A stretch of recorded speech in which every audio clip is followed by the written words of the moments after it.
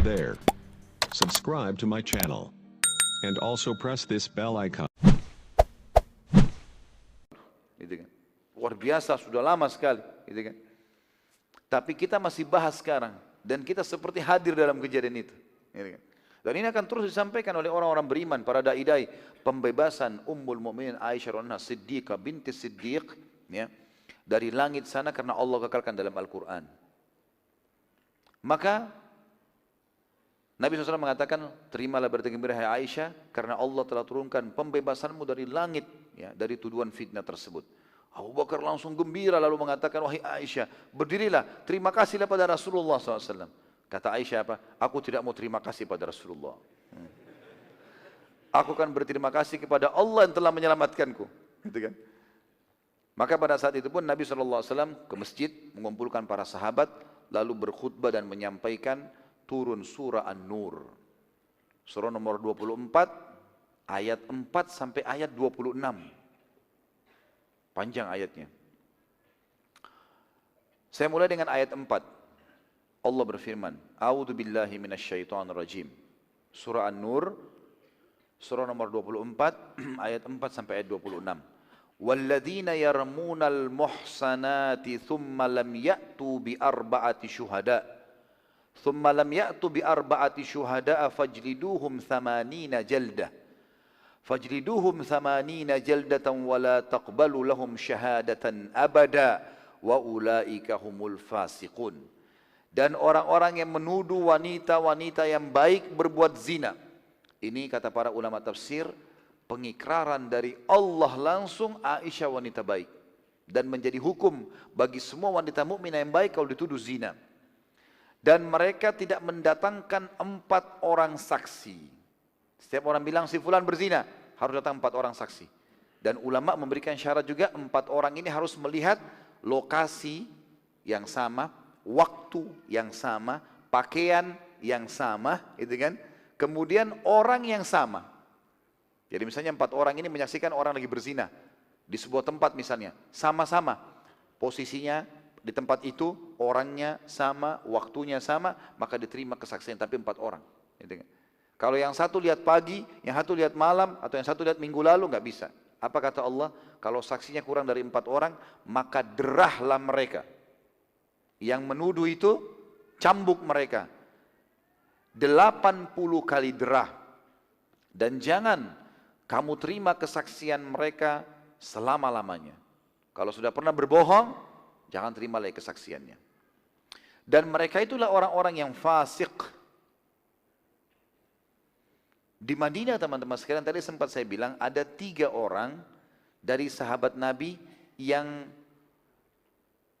terang-terangan mengucapkan Aisyah berzina dengan Safwan, kalimat itu. Abdullah bin Ubay, pintar dia. Di awal dia nggak sebutin nama kan? Tadi saya sudah jelaskan. Kalau dia cuma memberikan isyarat, belum langsung kena hukum. Tapi kalau terang-terangan, maka harus kena hukum. Ada 3 sahabat, 1 perempuan dan 2 laki-laki. Kalau yang laki-lakinya adalah Muslih bin Abi Muslih. Ya, ini tadi yang ibunya bertemu dengan Aisyah dan akhirnya menceritakan kepada Aisyah. Kemudian yang kedua, laki-laki Hassan bin Thabit. Ini penyairnya Nabi, orang tua ini, sahabat tua gitu. Tapi subhanallah kemakan juga gosip ini. Yang ketiga wanita adalah Hamna binti Jahash.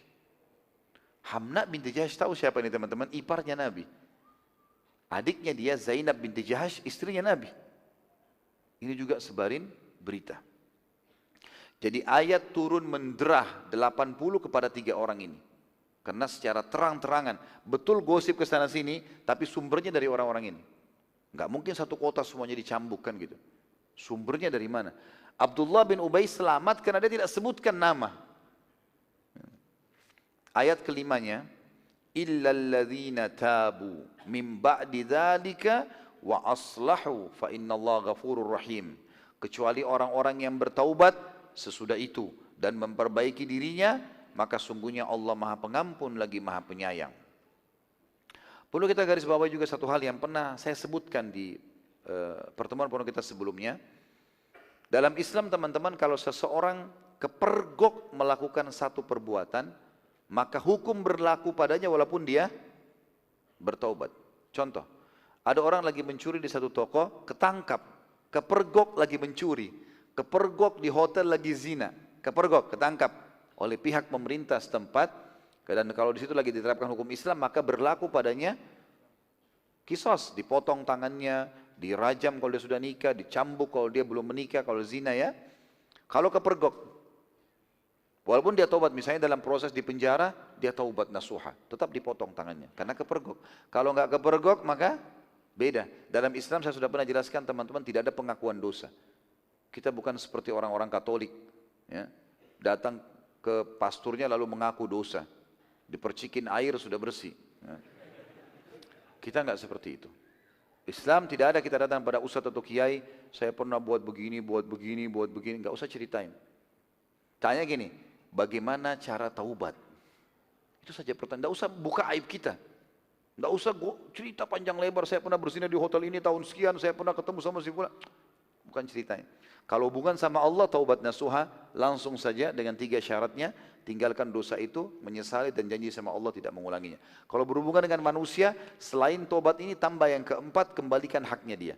Kalau kita pernah gosip, kita pernah fitnah, perbaikin namanya, kita pernah mencuri, kembalikan haknya. Seperti itulah. Yang jelas teman-teman sekalian, ayat yang kelima mengatakan kecuali orang-orang yang bertobat sesudah itu adalah hukum umum, ya, dan 3 orang ini tetap dicambuk tadinya ya. Dan Allah terima taubatnya. Karena mereka rupanya 3 orang ini merasa bersalah. Tapi karena kepergok, maka mereka 3-3 dicambuk, taubatnya tetap diterima oleh Allah. Ayat yang keenam, walladzina yarmuna azwajahum walam yakun lahum syuhada'u illa anfusuhum fasyahadatu ahadihim arba'u syahadatin billahi innahu laminas sadiqin. Lalu Allah menjelaskan sekaligus hukum-hukum yang lain, yaitu dan orang-orang yang menuduh istrinya berzina. Misal ada seorang laki-laki, naudzubillah, jangan sampai terjadi di antara kita, dia lagi pulang ditemukan istrinya selingkuh sama laki-laki lain. Ditemukan di kamar tidurnya, ditemukan di kamar mandinya dan seterusnya. Dia tidak punya saksi. Tapi ini istrinya. Beda ya. Kalau tadi orang umum kita tuduh harus ada 4 saksi. Bagaimana kalau suami istri? Allah jelaskan hukumnya sendiri. Dan orang-orang yang menuduh istrinya berzina, padahal mereka tidak mempunyai saksi selain diri mereka sendiri. Kalau orang lain kita nggak boleh, kalau kita sendiri nggak boleh. Walaupun kita tahu dia berzina, kita nggak boleh memberikan kesaksian kalau bukan 4 orang, gitu kan? Kecuali kalau emang dasarnya kita hanya mau menasehatin. Kalau untuk kena cambuk dia atau rajam nggak bisa kecuali 4 orang. Kalau istri tidak. Lalu kata Allah, maka persaksian orang itu, si suami ialah 4 kali bersumpah dengan nama Allah. Jadi di depan hakim dia datang mengatakan, bersumpah.